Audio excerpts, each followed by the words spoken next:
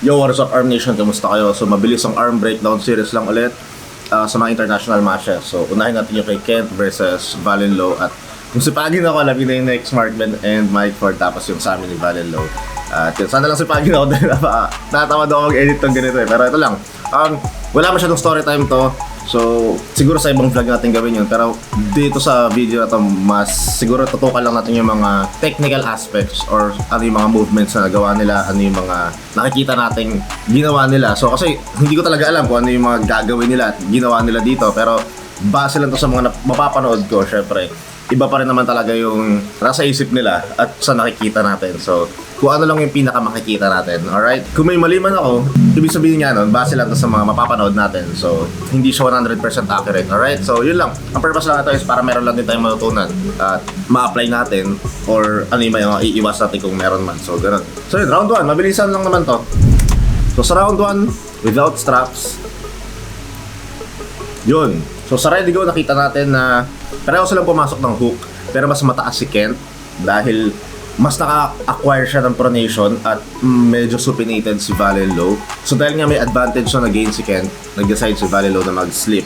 And sa rules na ginamit namin dito is as long as walang parallel, match will go to the strap. So yun, strap match. So sa strap match makikita mo na papasok at papasok talaga sila sa hook din. Alright, so yun, nakita ko ang naging difference sila sa hook. Si Kent, ang sinecure niya yung cupping and supination, which is nakuha niya. Pero ang sinecure naman ni Valenlo is yung center. So yung center line pala. So nanalo siya sa center line and mas meron siyang pronation. At makikita niyo habang umaattack siya, yung hook niya is merong pronation na nangyayari. So hindi lang siya basta side pressure. Yung initial goal niya may side pressure. Pero sa pinning part, makikita niyo naman yung movement ng pronation niya. So napakagandang hook nun. Kumbaga technical hook yung mga ganun para sa akin. So tingnan natin yung magiging adjustment ni Kent.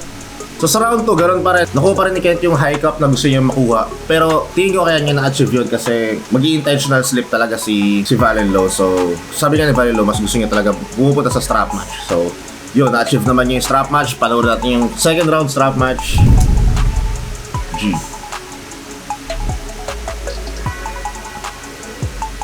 Alright, so ganun pa rin ang nangyari. Same lang ng round 1. Pumasok pa rin sila ng hook. Pero sobrang supinated ni Kent. And outside na siya ng shoulders niya. Tapos si Valenlo naman is meron siyang high cup. Tapos ganun pa rin. Kada attack siya sa hook is may pronation. So napakahirap depensahan ng pronation pag intentionally sumusupinate ka. So parang binibigay mo kasi yung position na gusto ng kalaban mo. So mawawala din yung bicep power mo doon dahil mali-disengage yung aligning ng power mo. Yun yung nangyari sa second round. Alright? Punta tayo sa third round. Alright, so sa third round mas mabilis. Tingin ko medyo nag-gas out na si Kent sa nangyari na yun. Parang full defense na lang yung ginawa ni Kent dito at si Valenlo is same lang, side pressure para manalo siya sa center, and then once na ma-achieve niya na yung gusto niya, sinasabayan niya ng pronation yung sa down pressure. So yun, napakagandang hook attack ang pwede natin matutunan dito kay Valenlo. So hindi lang basta-basta side pressure ang pwede natin gawin sa hook, pwede natin apply ng pronation para mas maging effective. Alright, so yun lang, napakabilisan na break it down to. Mas technical lang tayo. Siguro gawa natin ng mga story time yung mga thoughts namin dito or game plans pag siguro magkakasama kami, no, para alam ko rin talaga yung totoong nangyayari. Kasi kung ako lang, mahihirapan ako alamin kung ano yung mga nasa utak nila.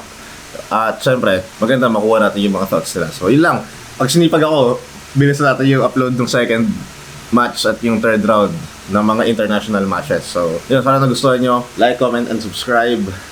G.